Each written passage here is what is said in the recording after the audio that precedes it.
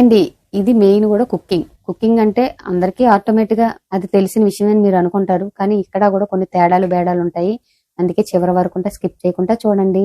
చూసిన వాళ్ళు నాకు చివరిని లైక్ చేయండి ప్లీజ్. మీ లైక్ నాకు చాలా ఇంపార్టెంట్. అర్థమైందండి.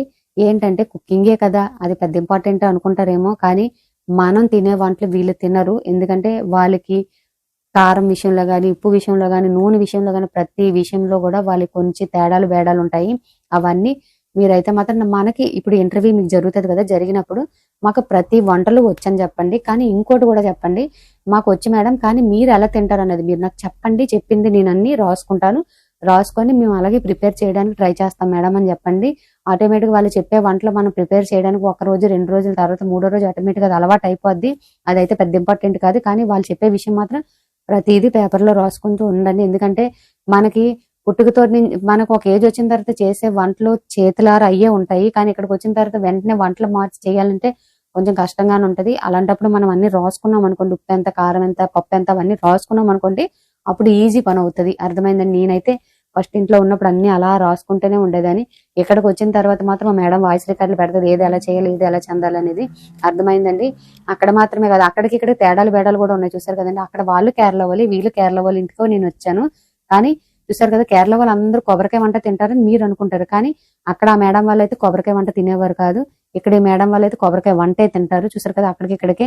కానీ ఇక్కడికి వచ్చిన తర్వాత ఏ వంటలు, అక్కడికైతే ఆ వంటలు కూడా నేను అలాగే నేర్చుకొని చేయడం జరిగింది.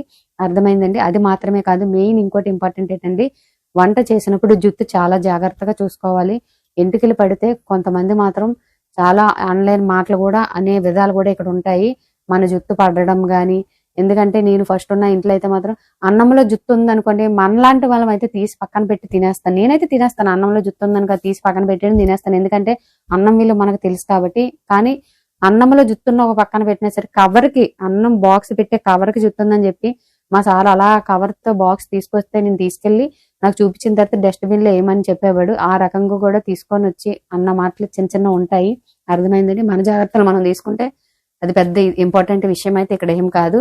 అది మాత్రమే కాదు, మరి ఇక్కడికి వచ్చిన తర్వాత మరి ఇక్కడ జుట్టు ఉందో లేదనేది ఇంతవరకు మా సారు నాకు చెప్పడం తెలియదు, మేడం చెప్పడం తెలియదు. నా జుట్టు పడిందో లేదనేది నాకు కూడా తెలియదు. నేను తిన్న దాంట్లో కూడా ఇప్పుడు జుట్టు కనబడడం నాకు తెలియదు. అర్థమైందండి. ఇక్కడికి వస్తే మనకి మాత్రం అలాంటి కొన్ని విషయాలు కూడా ఇంపార్టెంట్వే. అందుకే మర్చిపోకుండా అవన్నీ జాగ్రత్తలు తీసుకోండి. ఇంటర్వ్యూలో మాత్రం మర్చిపోకుండా మీరు చెప్పవలసింది ఒకటే, మాకు అన్నీ వచ్చు కానీ మీరు ఏం చెప్తే ఆ రకంగా మేము అన్ని నేర్చుకొని చేస్తాం అని మాత్రం చెప్పండి. ఓకేనండి. మర్చిపోకుండా చివరి వరకు చూసిన వాళ్ళు మాత్రం, నాకు స్కిప్ చేయకుండా చూసిన వాళ్ళు కూడా నాకు చివరిలో ఒక లైక్ చేయండి. మీ లైక్ నాకు చాలా ఇంపార్టెంట్.